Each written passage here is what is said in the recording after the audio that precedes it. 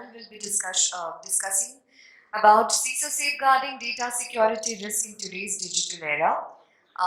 May I please invite all our panel members ahead, beginning with Mr. Basil Dange, CISO 𝗬𝗧𝗴𝗃𝗏𝗂 𝗀𝗡 Limited, Mr. Mohd Imran, Group Head Information Security at L&T Financial Services, Mr. 𝗬𝗁𝗀𝗃, CISO at Airtel, Mr.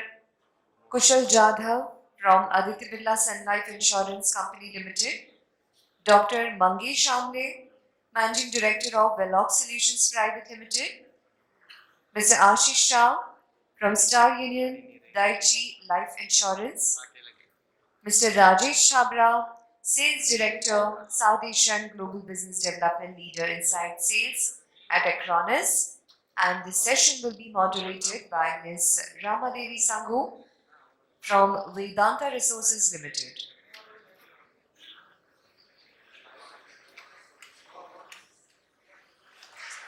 I will request our moderator as well as the panel members to please join us on the dais.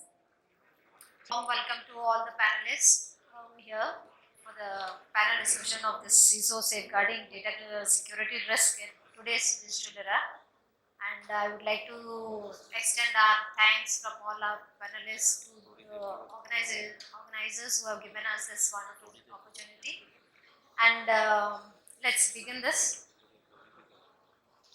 As we all know that data security is one of the most important in this digital era, right?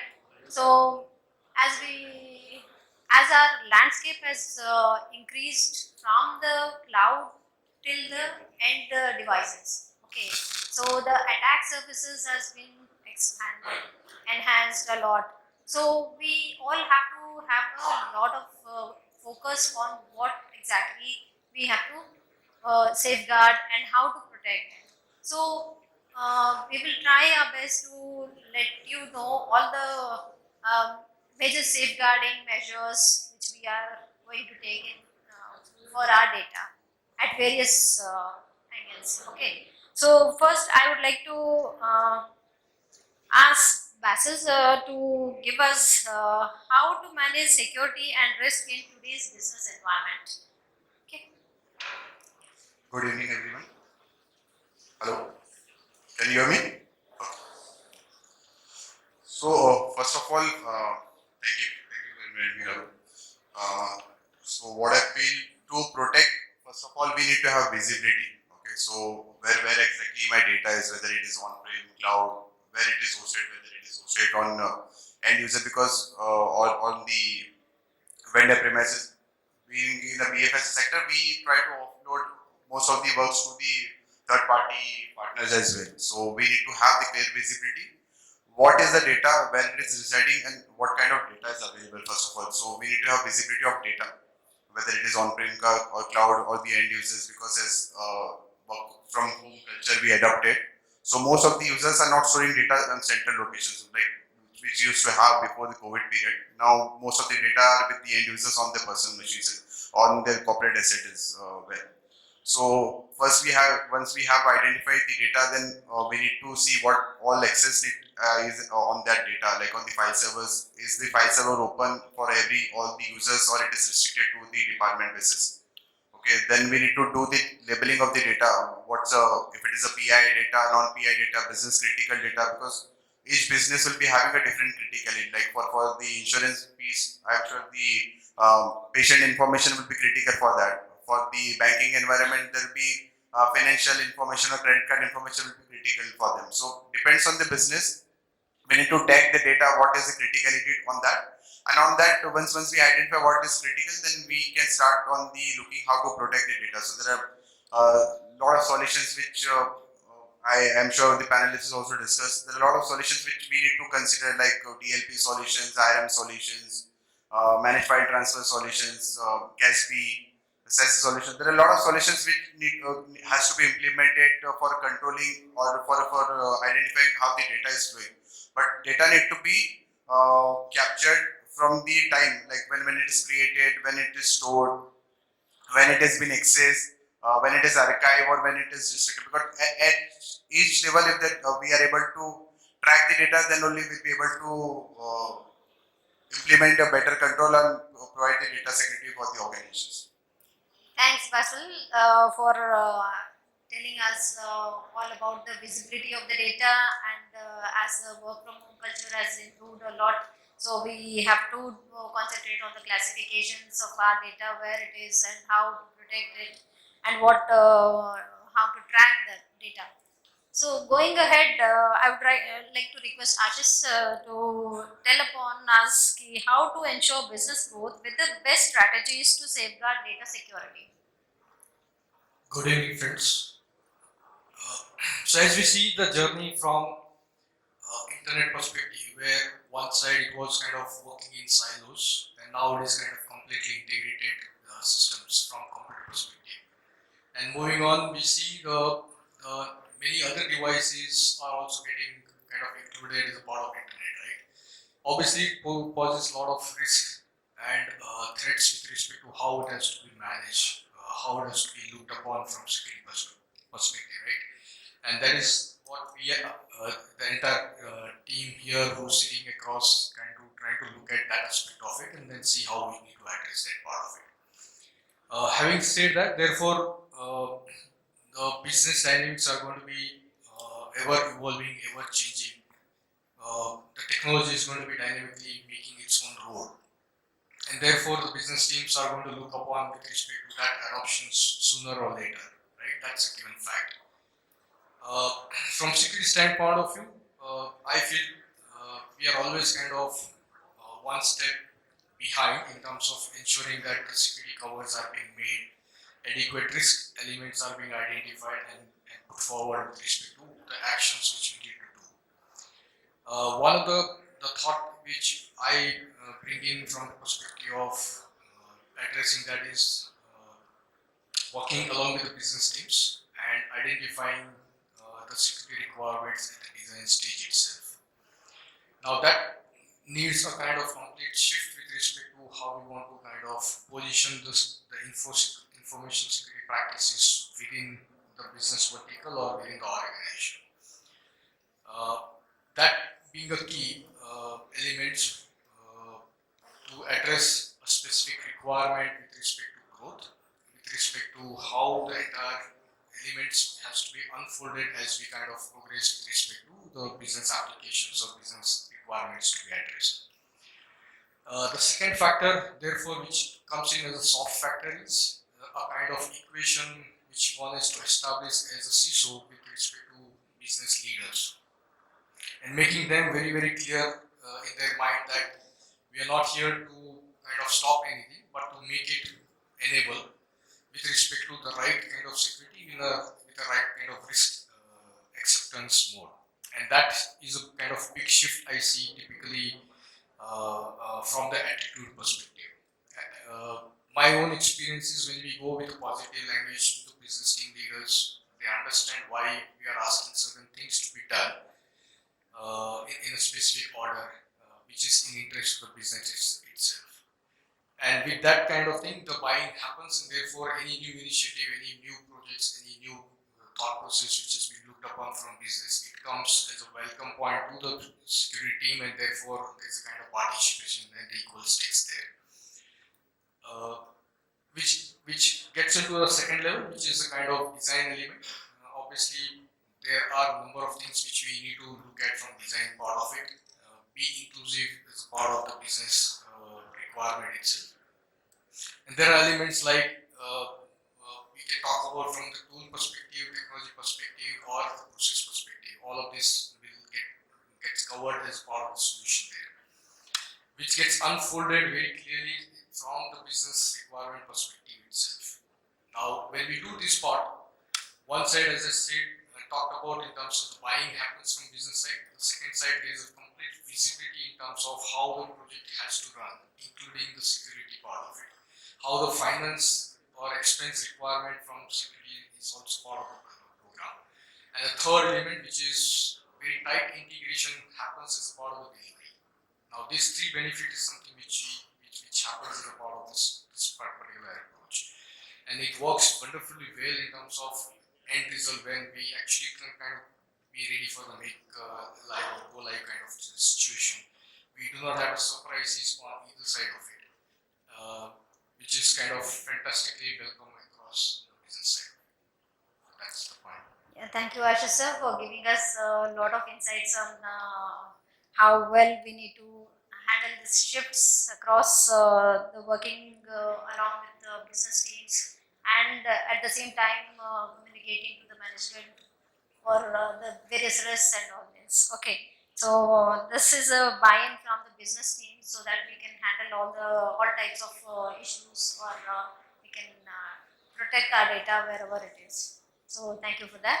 And I would like to now invite Imran sir to talk upon how can CISOs use the latest tools and technologies to ensure the security of their organization. Good evening, everybody. You all know it's a traditional network. Firewall, your IPS, and all the devices were there in preparation, where you have the visibility where your data was stored. Since the adoption of cloud and all this, now you don't have the control. Now you're not able to create a perimeter on the cloud. So that's a challenge of every security leader. So there are a lot of technologies available, for the data protection. You already said like DLP solution is there, IAM solution is there. And if you want to have a visibility on cloud, what data is moving in, what is moving out, where it is storing on S3 buckets or cloud storage. So you have a 𝗥𝗶𝘀𝗍𝗶 kind of a solution. So these are the 3-4 solutions for data security, but these solutions are not enough. So you are storing the data on cloud, and then you have seen a lot of breaches happening on the cloud, where because of cloud misconfiguration or the default configurations, data got leaked out. So like solution like CSPM, cloud workload protection, or configuration management systems are there. So those solutions are there for the cloud. Then this is also not enough. Your application is vulnerable. So perimeter anyway you have to have. If you are using infra as a service on cloud, then the firewall, next generation firewall will come into picture. Your intrusion prevention system, your WAF, that will come into picture. That is anyway required. It's not scrapped from cloud also. So that is required. Your WAF, your DDoS solutions. Nowadays attacks you see in more than 100 gigs, per second attacks are done on the servers and all this. So these are required. Application security attacking, we are using cloud adoption, cloud and digitization. We are using insecure APIs. So API, there is no or very less security. Whatever somebody is giving you API, you are easily consuming or you are exposing your API. So basic rate limit, or you talk about your the parameter manipulations or the session management is not there, authentication is not there. So you see with the fintech also. They're using the obsolete technologies like TLS 1.0 or 1.1. So these kind of things need to be taken care of. Then application testing also. If your in-house development is there, you have to thoroughly test your APIs, your mobile apps, your web applications. So that is also required. So it's kind of everything you have to do. It's not like certain we have a single company will handle everything. So that's not the case. If you want to protect the data, these solutions are available in the market, we have to use them. As a part of data security strategy, a CISO or a security leader should include, like, talking at a high level, say your data lifecycle management. So how your data is created, how it is consumed, how it is processed, how it is stored, and how further it is deleted. So this needs to be considered in your strategy when you're defining a data protection strategy. Your data risk management, how you have to identify the data, you have to assess it, you have to classify it, then only you will be able to put controls, security controls to protect it. Then obviously should come first, data protection policies. It should be clearly defined data security policies, what data we are protecting, how we are protecting. Then your data backup and recovery also. This is one of the core components of data protection strategy. Once data is created, it has to be protected. It has to be backed up, and in case of failure, it has to be recovered. So these are the things that should be part of your data protection strategy. Then again, the monitoring of data, data access management. And last not the least, this one more point. Last last but not the least, your regulatory compliance. That should be baked into your policies or in your data protection strategies. So we are governed by SEBI or RBI. So if we lose the license to operate, then it's a major. So there's a number of priority that you need to address. It's a very wonderful explanation of mentioned lot of tools to protect our data, right from the DLP solution till application security.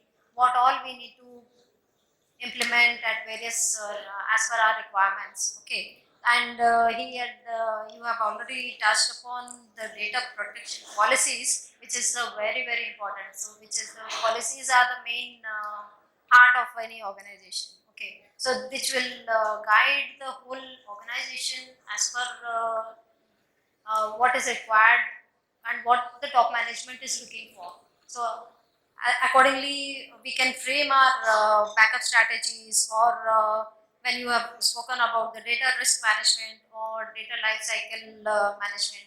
So everything should be framed as per the into the policies. So next, going forward, I would like to request Rajesh sir to give upon some sites on organizations are adding a lot of tools for managing each aspect of cybersecurity. Do more tools add more protection? That's a great question actually. I think coming from the business side of things, I can share my insights from what I've discussed with many CISOs and been privy to in the events, but you can actually also take secondary opinions for validation. So what I believe is that many security leaders that I've spoken to, they told me that on an average nowadays enterprises are using about 15 to 20 tools for IT infrastructure protection, and in many cases the task of managing these tools actually becomes more complex than managing IT protection, right? Because everything is interlinked. We also have to understand that the people that are managing these tools, what we expect them to do during a particular day is that they need to continuously shift from one tool to the other. All these tools have different user interfaces. All these tools have different kind of activities to perform, but all of them are basically trying to protect the IT infrastructure. So managing so many tools during the course of a day also leads to higher human errors, could lead to chances of something being left open or closed, which could invariably also kind of let someone create an attack vector. So logically speaking, as much as possible, these tools should be minimized without compromising security. That is where I think AI and ML can help. Someone was talking about this being the buzzword as well as the most abused words, and I agree with that, because we really have to have specific objectives of what AI and ML can do for us. One of the things that we need to look at is that how many pieces of this entire puzzle can be integrated, can be automated, can be done through, let's say, a single application, through a single interface, which will prevent many things. First of all, it will prevent collision of resources, because all the tools are using the same low-level resources. So it will put less pressure on the system. It will also be easy for IT leaders to work on them. So within the constraints of what can be achieved through this AI and ML, I think the answer is that we should integrate and we should try to minimize the tools as much as possible.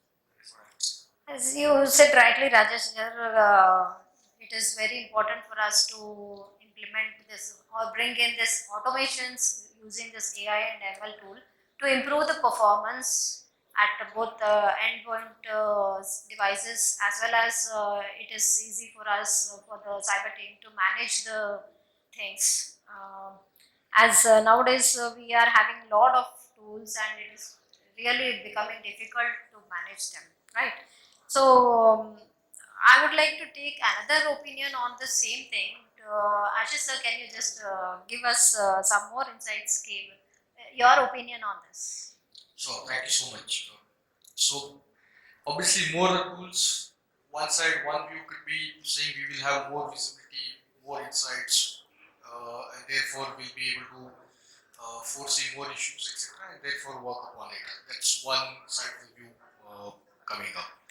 The other side of the view one has to keep in mind is are these tools really meaningful and being configured in the right state, right? Many times we kind of look at the tools with the right intention at the time of purchase, but when it goes into execution, that particular aspects of the real requirement, as we say, success criteria is not being executed in the right way, and therefore the tool itself is not being configured to deliver to the right effective way, which leads ultimately into the scenario where you have the tool as a tick mark, but it's not being effective with respect to how you want to kind of look through that and make use of it in an effective way, which actually brings to the essence from the risk management perspective, which is what the journey was started with, right?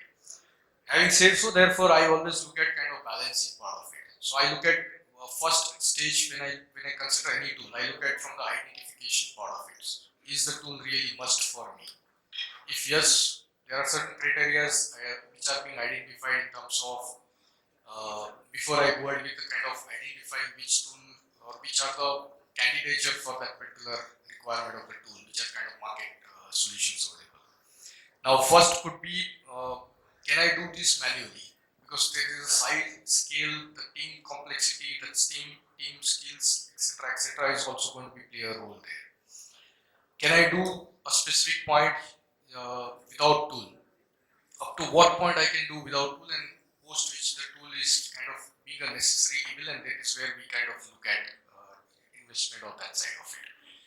When the decision is done with this journey, the second phase will kick in with respect to the success criteria in terms of which solution we need to look at and why that particular solution should meet the specific requirement, which will ultimately result into the ROI, as we say, right? Now, as we all know, there is no direct ROI from security perspective. However, the benefits which are written from the process part of it, which was done manually, versus what we are going to execute through tool, that is being identified very clearly, and that helps identifying you with respect to the investment which is being done.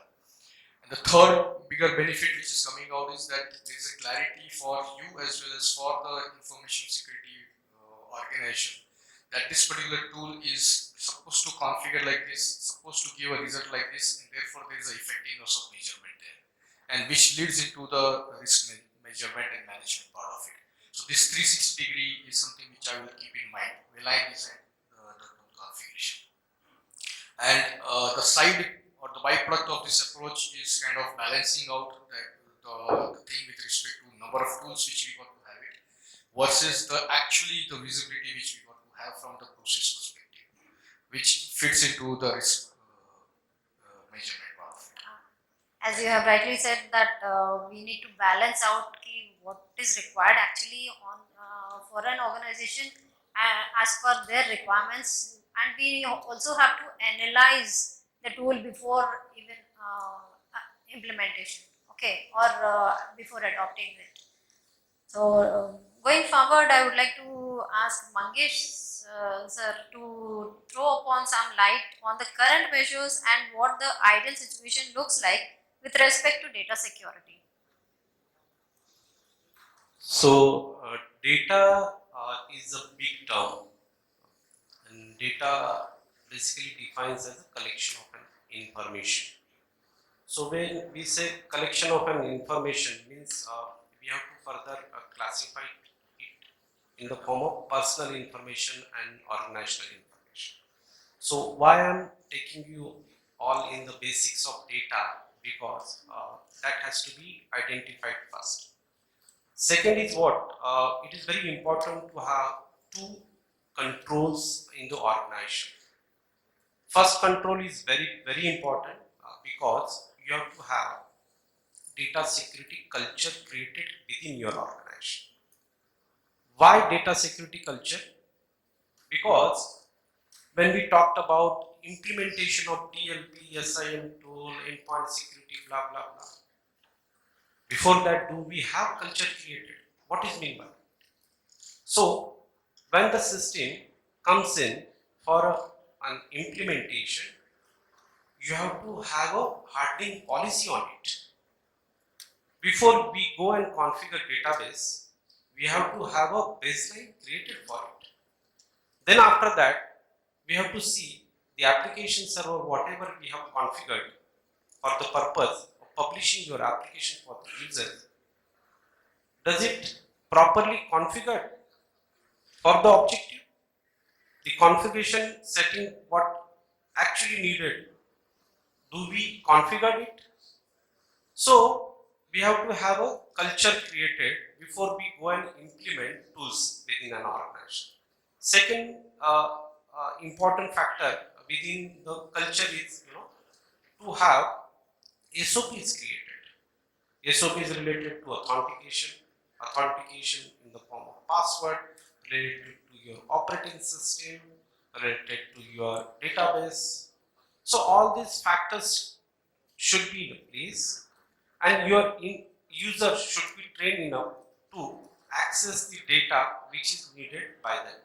So as we normally call, so information should be shared on need to know basis. क्या ये data इसके लिए आवश्यक है?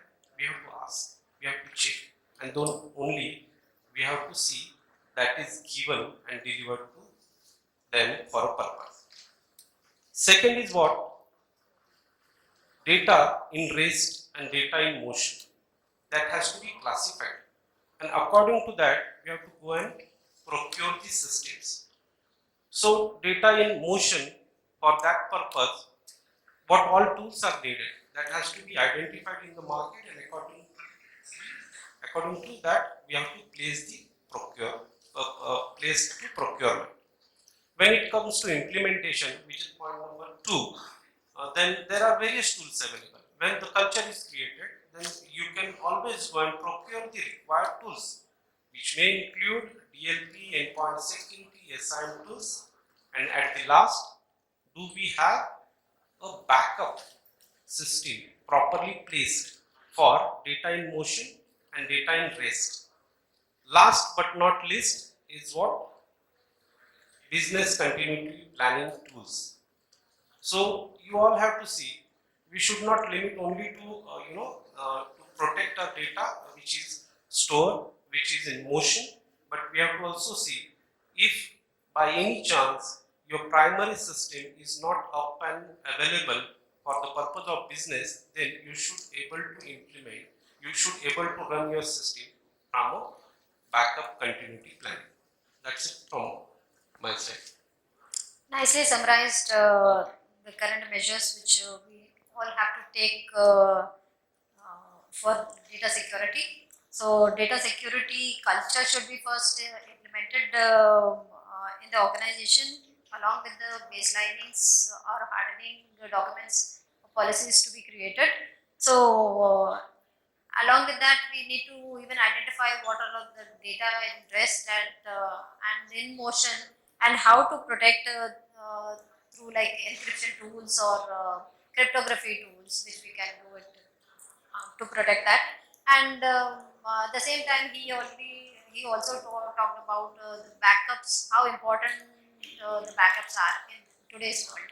Okay, and BCPDR is also one of the main important aspects which we should not forget, right? So because whenever it is required, we have to revoke the accesses, or we have to bring back the data at the time of disasters, right?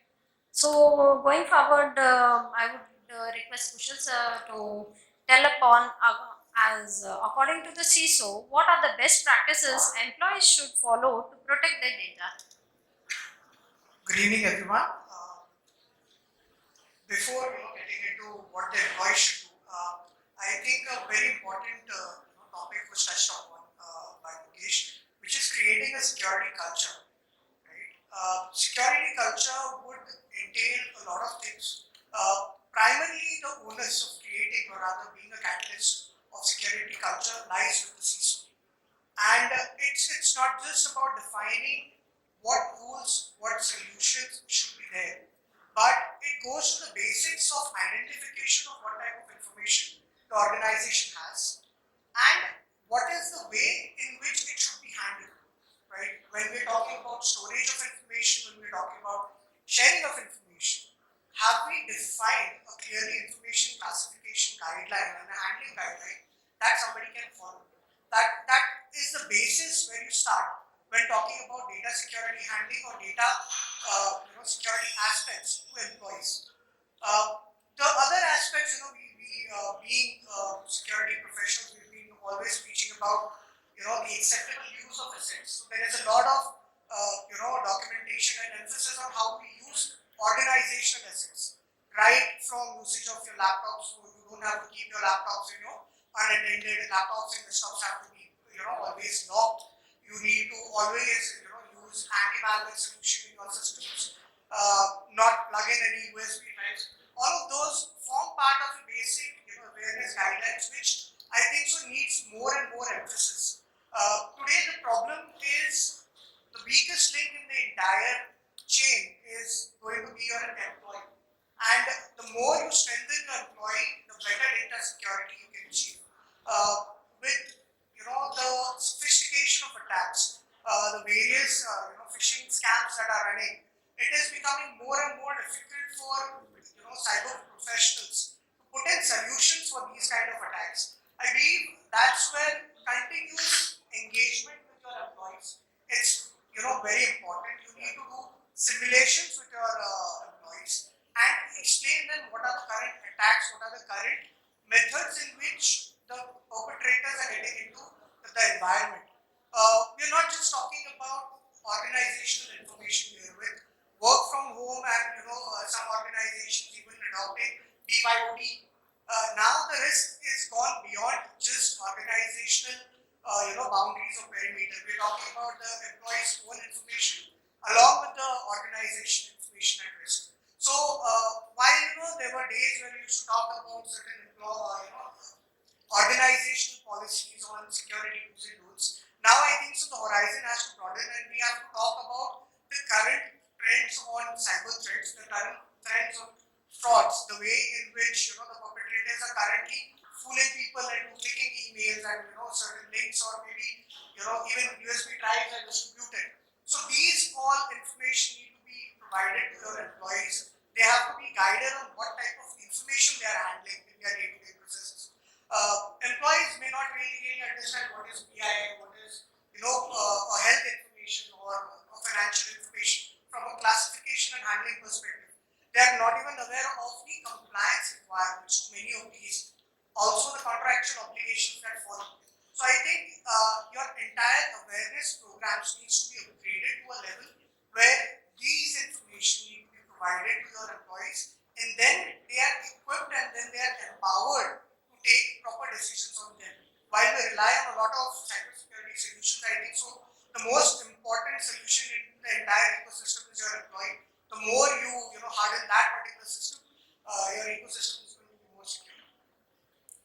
Rightly said, sir, that the awareness programs are very, very important for any organization, and this will bring or enhance the employees' knowledge and safeguard our businesses at every levels. Okay, so not only just even the top leaders also should be aware of this, and we should train them too. Okay, so in one of the, I can give you one example. In one of the organizations at our end, so we have conducted this phishing simulation for both top management, like mailing, as well as for the normal people. So, though the awareness mailers are frequently floated to all the employees, so it is maybe because of the workloads or the busy schedules, the top management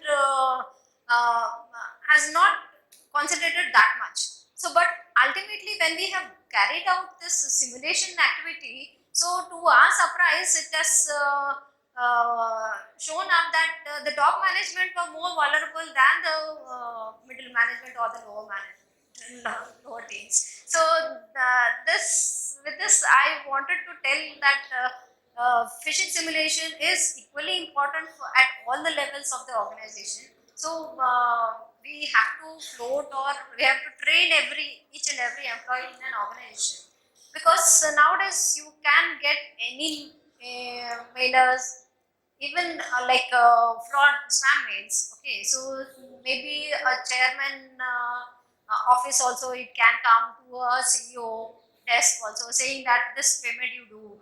Okay, so without confirmation, please do not go ahead and release the payments or any financial things. So it is always better that we train the employees. And as Kushal sir, you have rightly said that the culture should be changed. So data security culture should be adopted.